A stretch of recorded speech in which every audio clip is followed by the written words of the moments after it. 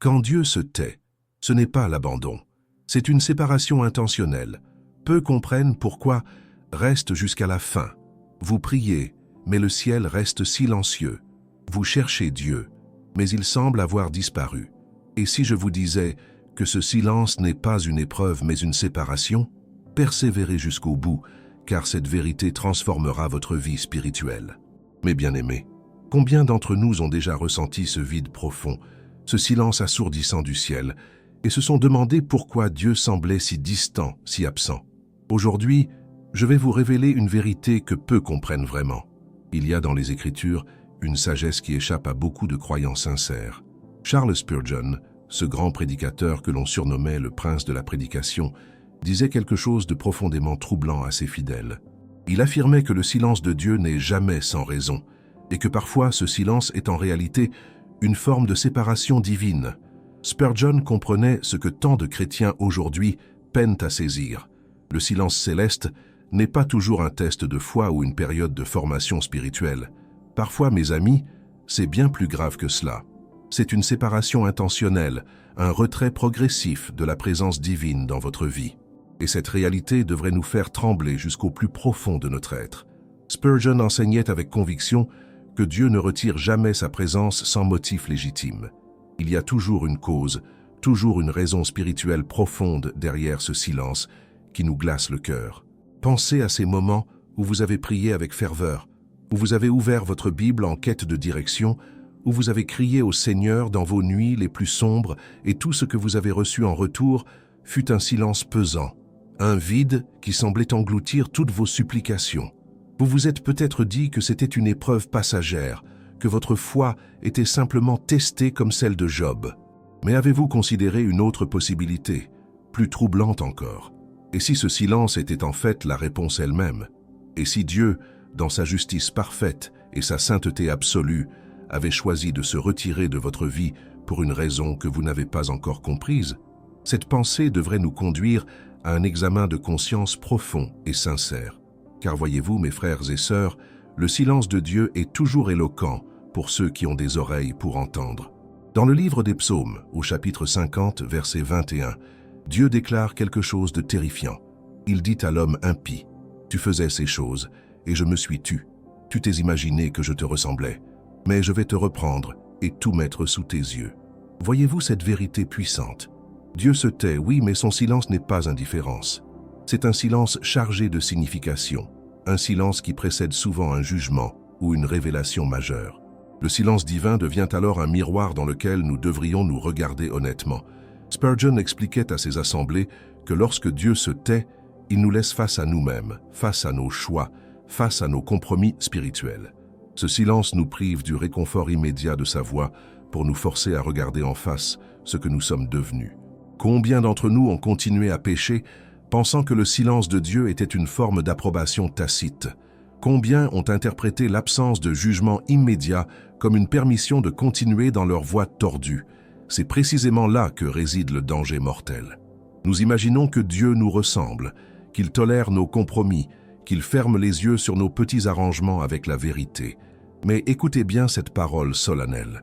Le silence de Dieu n'est jamais une approbation. C'est souvent le calme avant la tempête, le moment où il retire sa main protectrice, où il permet que nous récoltions ce que nous avons semé. Et cette récolte, mes amis, est rarement agréable.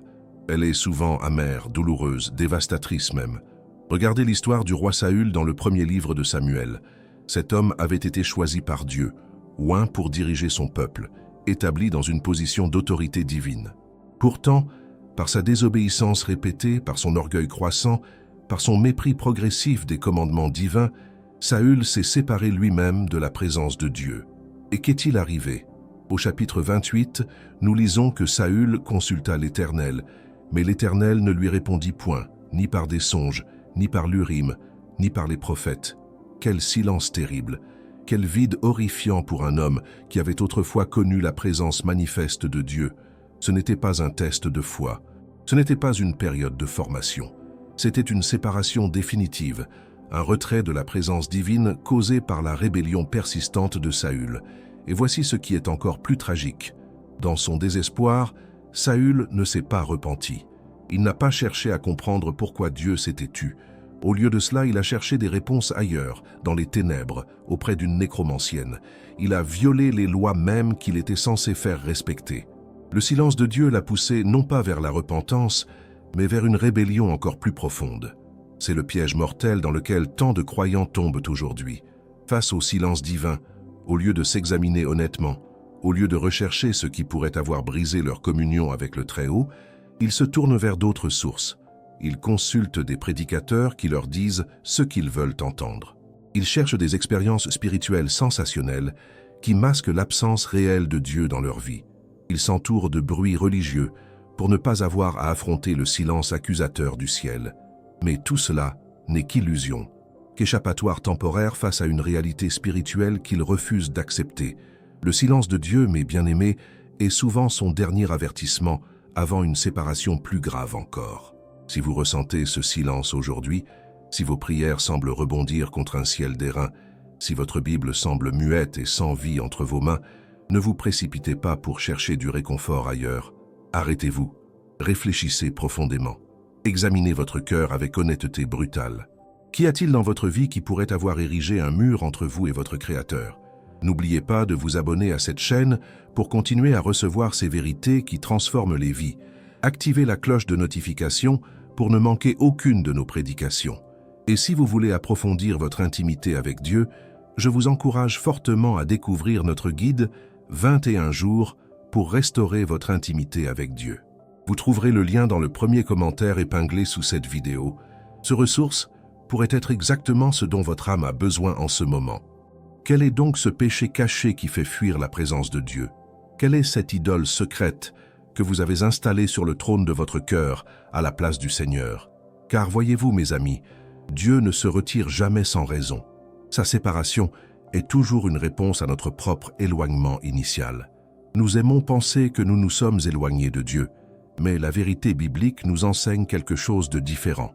C'est nous qui, les premiers, avons créé cette distance. C'est nous qui avons érigé les murs. C'est nous qui avons fermé les portes de notre cœur. Le silence de Dieu n'est que l'écho de notre propre silence face à sa voix. Pensez au prophète Ésaïe, chapitre 59, versets 1 et 2. Ces paroles devraient résonner dans l'âme de chaque croyant qui se plaint du silence divin. Non, la main de l'Éternel n'est pas trop courte pour sauver, ni son oreille trop dure pour entendre. Mais ce sont vos crimes qui mettent une séparation entre vous et votre Dieu. Ce sont vos péchés qui vous cachent sa face et l'empêchent de vous écouter. Voilà la vérité nue et crue que personne ne veut entendre dans nos églises modernes. Nous préférons blâmer les circonstances, accuser le diable, questionner la fidélité de Dieu. Mais rarement, très rarement, nous acceptons de regarder en face notre propre responsabilité dans cette séparation. Nos péchés, nos compromis, nos désobéissances répétées ont créé un gouffre entre nous et le Très-Haut. Et ce gouffre ne peut être comblé par nos efforts religieux, par nos bonnes œuvres, par nos prières éloquentes. Tant que le péché demeure non confessé, non abandonné, ce mur reste debout, infranchissable.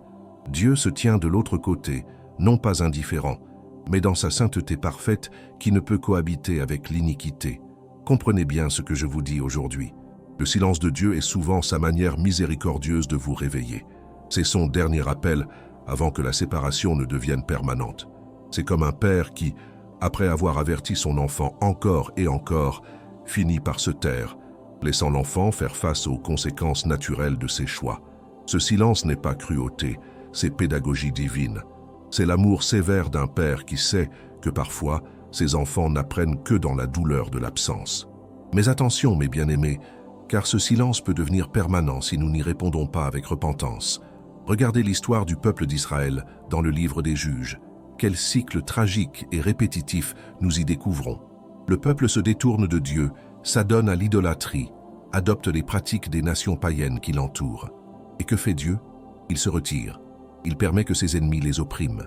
Il laisse le silence s'installer là où résonnait autrefois sa voix de direction et de protection.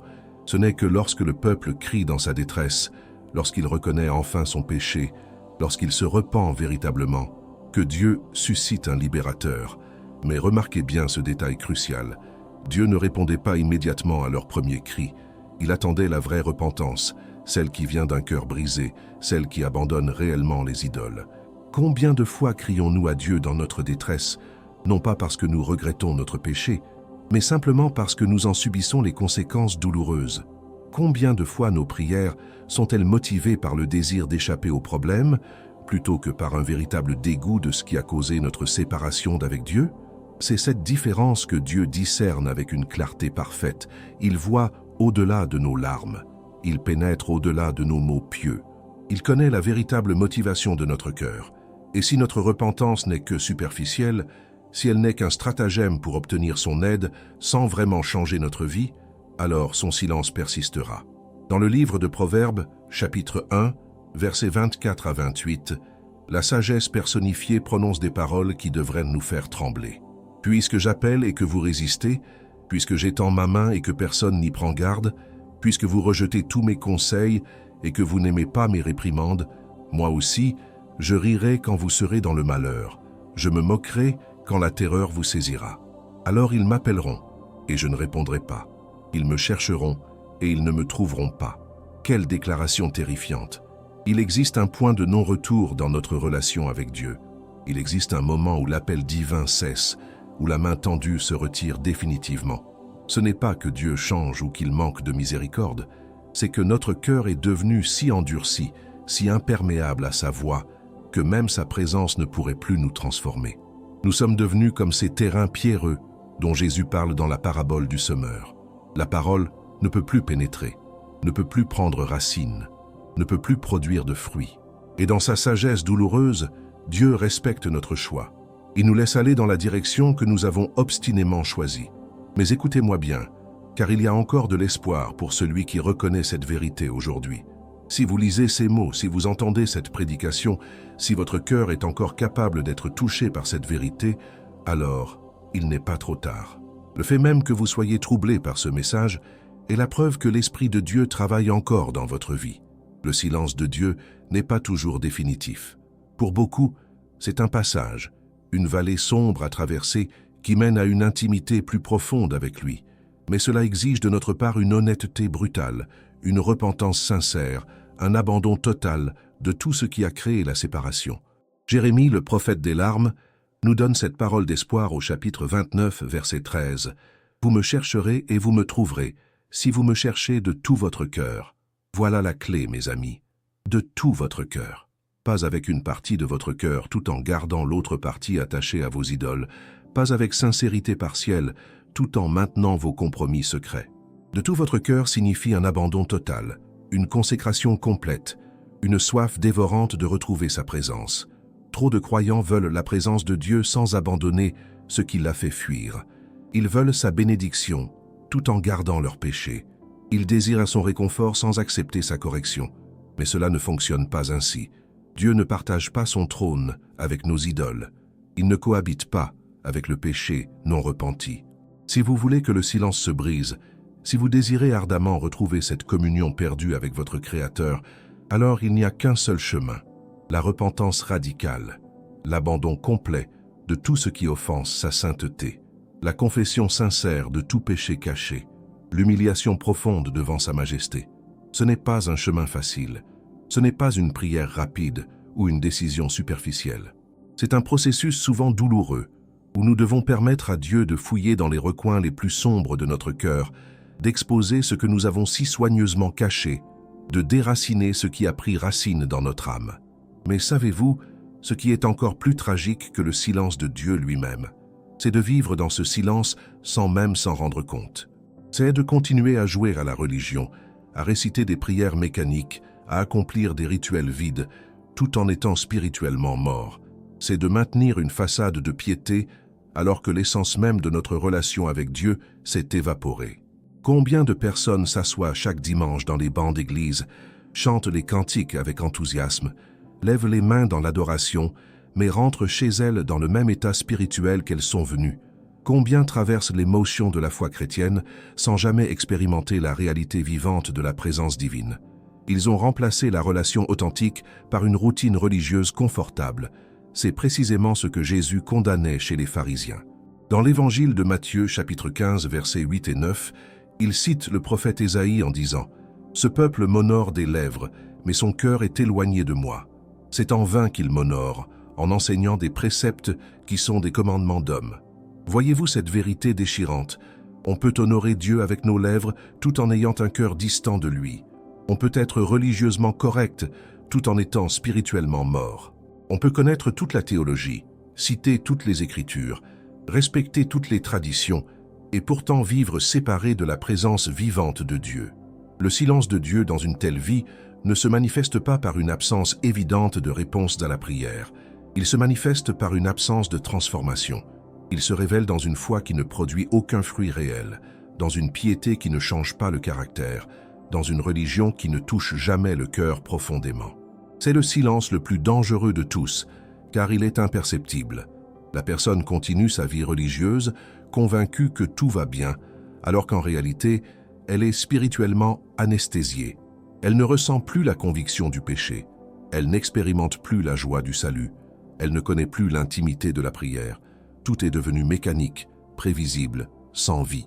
Dans l'Apocalypse, chapitre 3, versets 15 à 17, Jésus s'adresse à l'église de Laodicée avec des paroles qui devraient nous réveiller brutalement. « Je connais tes œuvres. Je sais que tu n'es ni froid ni bouillant. Puisses-tu être froid ou bouillant? Ainsi, parce que tu es tiède et que tu n'es ni froid ni bouillant, je te vomirai de ma bouche. Parce que tu dis, je suis riche, je me suis enrichi, et je n'ai besoin de rien, et parce que tu ne sais pas que tu es malheureux, misérable, pauvre, aveugle et nu. » Quelle description dévastatrice de l'auto-illusion spirituelle. Cette Église pensait être riche spirituellement, mais Jésus la déclare misérable et pauvre. Elle croyait n'avoir besoin de rien, mais elle était en réalité aveugle à son propre état. C'est le danger suprême du silence de Dieu, quand nous ne le remarquons même plus, quand nous nous sommes tellement habitués à son absence que nous l'avons normalisé. Mais bien-aimés, permettez-moi de vous poser une question qui devrait fouiller profondément dans votre âme. Quand avez-vous ressenti pour la dernière fois la présence tangible de Dieu? Quand votre cœur a-t-il été réellement touché par sa parole au point de vous faire pleurer? Quand avez-vous expérimenté cette conviction profonde du Saint-Esprit qui vous a poussé à changer quelque chose dans votre vie? Si vous devez réfléchir longtemps pour trouver une réponse, si vous devez remonter loin dans vos souvenirs, alors peut-être vivez-vous déjà dans ce silence sans vous en rendre compte. Peut-être êtes-vous déjà séparé de Dieu tout en maintenant une façade religieuse qui vous rassure et trompe votre entourage. Le roi David, après son péché avec Bathsheba et le meurtre d'Uri, a vécu pendant des mois dans cet état. Il continuait à régner, à accomplir ses devoirs royaux, à maintenir les apparences. Mais à l'intérieur, il était spirituellement mort. Ce n'est que lorsque le prophète Nathan est venu le confronter que David a réalisé l'horreur de sa séparation d'avec Dieu. Et écoutez sa prière de repentance dans le psaume 51. « Ne me rejette pas loin de ta face, ne me retire pas ton Esprit Saint. Rends-moi la joie de ton salut et qu'un esprit de bonne volonté me soutienne. » Remarquez ces mots. « Rends-moi la joie de ton salut. » David avait perdu cette joie. Il vivait dans le silence spirituel et il savait que seule une restauration divine pouvait ramener ce qui avait été perdu. Mais voici ce qui est crucial dans cette histoire. David n'a pas pu se restaurer lui-même. Il ne pouvait pas retrouver cette joie par ses propres efforts. Il ne pouvait pas briser le silence par sa volonté personnelle. Il devait venir devant Dieu dans une humilité totale, confesser son péché sans excuse ni justification et implorer la miséricorde divine. C'est exactement ce que chacun de nous doit faire face au silence de Dieu. Nous ne pouvons pas le manipuler pour qu'il nous parle à nouveau. Nous ne pouvons pas forcer sa main par nos œuvres religieuses. Nous ne pouvons pas acheter son retour par nos sacrifices. Nous pouvons seulement venir devant lui, brisé, repentant, dépouillé de toute prétention et crier pour sa miséricorde. Le prophète Osée nous donne une image puissante de cette restauration au chapitre 6, versets 1 à 3. « Venez, retournons à l'Éternel, car il a déchiré, mais il nous guérira. Il a frappé, mais il bandera nos plaies. Il nous rendra la vie dans 2 jours. Le 3e jour, il nous relèvera, et nous vivrons devant lui. Connaissons, cherchons à connaître l'Éternel. Sa venue est aussi certaine que celle de l'aurore. Voyez-vous cette promesse merveilleuse? Celui qui nous a déchirés par son silence, qui nous a frappés par sa séparation, est aussi celui qui peut nous guérir et bander nos plaies. Mais remarquez la condition. Venez, retournons à l'Éternel. C'est nous qui devons faire le premier pas de retour. C'est nous qui devons abandonner notre rébellion. C'est nous qui devons chercher à le connaître à nouveau. Et cette recherche ne doit pas être tiède ou superficielle. Elle doit être aussi intense que la soif d'un homme mourant dans le désert. Elle doit être aussi désespérée que les cris d'un naufragé s'accrochant à une planche au milieu de l'océan. Elle doit consumer notre être tout entier, jusqu'à ce que rien d'autre ne compte que de retrouver sa présence. Trop souvent, nous voulons Dieu selon nos propres termes. Nous voulons qu'il revienne dans notre vie sans que nous ayons à changer quoi que ce soit. Nous voulons sa bénédiction sans sa seigneurie. Nous désirons son réconfort sans sa correction. Mais Dieu ne fonctionne pas ainsi. Il ne se laisse pas négocier. Il ne se contente pas d'une place secondaire dans notre vie. Quand il se tait, quand il se sépare, c'est souvent parce que nous lui avons donné les miettes de notre existence tout en gardant le festin pour nous-mêmes et nos idoles. C'est parce que nous l'avons relégué au rang d'une option parmi d'autres, plutôt que de le reconnaître comme le Seigneur absolu de notre vie. La question brûlante qui doit résonner dans votre esprit maintenant est celle-ci. Êtes-vous prêt à payer le prix pour briser ce silence? Êtes-vous prêt à abandonner tout ce qui a causé cette séparation? Êtes-vous disposé à laisser Dieu bouleverser votre vie confortable pour retrouver sa présence? Car c'est exactement ce qu'il faudra. Non pas des ajustements mineurs, mais une transformation radicale. Laissez-moi vous dire quelque chose que personne ne veut entendre dans nos églises modernes, remplies de messages de prospérité et de confort. Le retour à Dieu après une période de séparation est rarement un chemin facile ou agréable. C'est un processus de mort à soi-même, de crucifixion de notre orgueil, de destruction de nos fausses sécurités. Vous voyez, nous avons construit nos vies autour de certaines choses, certaines relations, certaines ambitions, certaines habitudes. Et beaucoup de ces choses sont précisément ce qui a créé le mur entre nous et Dieu. Pour retrouver sa présence, nous devons être prêts à voir ces choses démolies, même si elles nous semblent essentielles, même si nous les chérissons. Dans l'évangile de Luc, chapitre 14, verset 26, Jésus prononce des paroles qui choquent nos sensibilités modernes. « Si quelqu'un vient à moi, et s'il ne hait pas son père, sa mère, sa femme, ses enfants, ses frères, ses sœurs, et même sa propre vie, il ne peut être mon disciple. » Ces paroles ne sont pas un appel à la cruauté familiale, mais une déclaration radicale sur les priorités. Jésus doit être premier, absolument premier, avant toute autre loyauté, toute autre affection, toute autre considération. Si nous ne sommes pas prêts à cette hiérarchie absolue, alors nous ne pouvons pas prétendre être ses disciples authentiques. Et c'est précisément là que beaucoup échouent dans leur tentative de retrouver la présence de Dieu. Ils veulent négocier. Ils veulent garder certaines choses intactes. Ils veulent établir des limites à l'œuvre de Dieu dans leur vie. Mais Dieu ne négocie pas. Il demande tout ou rien. Il exige la seigneurie totale ou il reste silencieux. Pensez à l'histoire du jeune homme riche dans les évangiles. Il vient à Jésus en courant. Il s'agenouille devant lui. Il l'appelle bon maître. Il observe les commandements depuis sa jeunesse. Selon les standards religieux de son époque, c'est un homme exemplaire. Mais Jésus voit directement dans son cœur et identifie l'idole qui l'empêche d'entrer dans le royaume. « Une chose te manque, lui dit Jésus. Va, vends tout ce que tu as, donne-le aux pauvres, et tu auras un trésor dans le ciel. Puis viens et suis-moi. » Et que fait le jeune homme? Il s'en va tout triste car il avait de grands biens. Il n'était pas prêt à payer le prix. Il préférait ses richesses à la présence de Jésus. Mes amis, quelle est votre richesse? Quelle est cette chose que vous refusez d'abandonner même pour retrouver la communion avec Dieu? Pour certains, c'est littéralement l'argent et les possessions matérielles. Pour d'autres, c'est une relation toxique qu'ils savent devoir quitter. Pour d'autres encore, c'est une ambition professionnelle qui a pris la place de Dieu dans leur cœur. Peut-être est-ce une amertume que vous chérissez contre quelqu'un qui vous a blessé. Peut-être est-ce un péché secret que vous pratiquez dans l'ombre en pensant que personne ne le voit. Peut-être est-ce simplement votre orgueil, votre désir de contrôler votre propre vie, votre refus de vous soumettre complètement à la volonté divine. Quelle que soit cette chose, Dieu la connaît, et son silence continuera jusqu'à ce que vous soyez prêt à la placer sur l'autel. Abraham a dû être prêt à sacrifier Isaac, la promesse même que Dieu lui avait donnée. Ce n'est qu'en démontrant sa disposition totale à obéir que Dieu a fourni le bélier de remplacement. Mais Abraham devait d'abord lever le couteau. Dans le livre de Malachie, chapitre 3, versets 7 à 10, nous trouvons une invitation puissante associée à un défi. Depuis le temps de vos pères, vous vous êtes écartés de mes ordonnances. Vous ne les avez point observées. Revenez à moi, et je reviendrai à vous, dit l'Éternel des armées. Et vous dites, en quoi devons-nous revenir? Remarquez cette question arrogante du peuple. En quoi devons-nous revenir? Ils ne voient même pas leur propre rébellion. Ils sont aveugles à leur propre état spirituel. C'est le danger de vivre trop longtemps dans la séparation. Nous devenons insensibles à notre condition réelle. Nous normalisons notre éloignement de Dieu. Mais Dieu répond avec précision.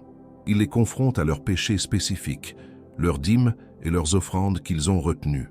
Apportez à la maison du trésor toutes les dîmes, afin qu'il y ait de la nourriture dans ma maison. Mettez-moi de la sorte à l'épreuve, dit l'Éternel des armées, et vous verrez si je n'ouvre pas pour vous les écluses des cieux, si je ne répands pas sur vous la bénédiction en abondance. Voyez-vous le principe? Dieu demande d'abord l'obéissance dans le domaine spécifique où il y a eu désobéissance. Il ne s'agit pas simplement de prier plus fort ou de jeûner plus longtemps. Il s'agit d'identifier le péché précis qui a causé la séparation et de le rectifier radicalement. C'est alors, et seulement alors, que les écluses des cieux s'ouvrent à nouveau. Combien d'entre nous prient pour que Dieu brise son silence sans être prêts à briser d'abord leur propre rébellion? Combien demandent que Dieu revienne dans leur vie sans être disposés à abandonner ce qu'il a fait partir? C'est comme si nous voulions que Dieu ignore notre péché, qu'il ferme les yeux sur notre désobéissance, qu'il compromette sa sainteté pour notre confort. Mais le Dieu de la Bible ne fonctionne pas ainsi. Sa sainteté ne peut être compromise. Sa justice ne peut être négociée. Son caractère ne change pas selon nos désirs ou nos convenances. Si nous voulons sa présence, nous devons accepter ses termes, pas les nôtres. L'apôtre Jacques écrit au chapitre 4, verset 8 de son épître, quelque chose de profondément significatif. « Approchez-vous de Dieu, et il s'approchera de vous. Nettoyez vos mains, pécheurs. Purifiez vos cœurs, hommes doubles. » Voyez-vous l'ordre des opérations? Nous devons nous approcher en premier. Nous devons nettoyer nos mains. Nous devons purifier nos cœurs doubles. Un cœur double, c'est précisément ce qui caractérise tant de chrétiens aujourd'hui. Ils veulent Dieu et le monde. Ils veulent le ciel et les plaisirs du péché. Ils veulent la bénédiction divine et l'autonomie personnelle. Mais Jacques est clair, cette duplicité doit cesser. Ce cœur divisé doit devenir entier, totalement consacré à Dieu. Et remarquez ce qui suit dans le verset 9. « Sentez votre misère, soyez dans le deuil et dans les larmes. Que votre rire se change en deuil et votre joie en tristesse. » Ce n'est pas le langage léger de la foi moderne. C'est le langage profond de la vraie repentance. C'est l'appel à ressentir véritablement le poids de notre péché, à en être dévasté, à en pleurer amèrement. Trop souvent, nous traitons le péché avec désinvolture. Nous le confessons rapidement sans vraiment le ressentir. Nous disons pardon à Dieu comme nous dirions pardon à quelqu'un dont nous avons marché sur le pied par accident. Mais le péché n'est pas un accident mineur. C'est une rébellion cosmique contre le Créateur de l'univers. C'est une trahison de celui qui nous a aimés au point de mourir pour nous. Quand David a finalement réalisé l'ampleur de son péché, il ne l'a pas minimisé. Il ne s'est pas cherché d'excuses. Au psaume 51, verset 4, il crie « J'ai péché contre toi seul, et j'ai fait ce qui est mal à tes yeux. » Cette conscience aiguë que son péché était d'abord et avant tout contre Dieu lui-même, c'est ce qui a ouvert la porte à une vraie restauration. Mais bien-aimés, si vous vivez dans le silence de Dieu aujourd'hui, si vous ressentez cette séparation douloureuse, alors vous devez vous poser ces questions avec une honnêteté brutale. Êtes-vous vraiment prêt à abandonner tout ce qui a causé cette séparation? Êtes-vous disposé à laisser Dieu fouiller dans chaque recoin de votre vie et exposer ce qui doit être éliminé? Êtes-vous prêt à ressentir véritablement le poids de votre péché plutôt que de le traiter avec légèreté? Êtes-vous disposé à payer le prix d'une vraie repentance, même si cela signifie perdre des choses que vous chérissez, même si cela bouleverse votre vie confortable, même si cela vous coûte votre réputation ou votre confort? Mes bien-aimés, nous sommes arrivés au terme de cette prédication qui, je l'espère, a touché profondément votre cœur. Le silence de Dieu n'est jamais sans raison. Sa séparation est toujours une réponse à notre propre éloignement. Mais il y a de l'espoir pour celui qui se repent véritablement, pour celui qui abandonne tout ce qui a créé le mur entre lui et son Créateur. Ne laissez pas cette vérité vous glisser entre les doigts. Ne retournez pas à votre vie quotidienne sans avoir pris une décision radicale aujourd'hui. Si vous ressentez ce silence dans votre vie, si vous reconnaissez cette séparation, alors c'est le moment de revenir à Dieu avec un cœur brisé et repentant. Je vous remercie du fond du cœur d'avoir pris le temps d'écouter cette parole. Si ce message vous a touché, je vous encourage à vous abonner à cette chaîne, à activer les notifications pour ne manquer aucune de nos prochaines prédications. Laissez un commentaire pour partager comment Dieu vous a parlé à travers ce message. Et surtout, mettez un like pour que d'autres puissent également être bénis par cette vérité. N'oubliez pas de consulter notre guide 21 jours pour restaurer votre intimité avec Dieu, disponible dans le lien du premier commentaire épinglé. Ce pourrait être le début de votre restauration spirituelle. Continuez à regarder les prochaines vidéos qui apparaîtront sur votre écran. Que Dieu vous bénisse abondamment et vous ramène dans sa présence glorieuse.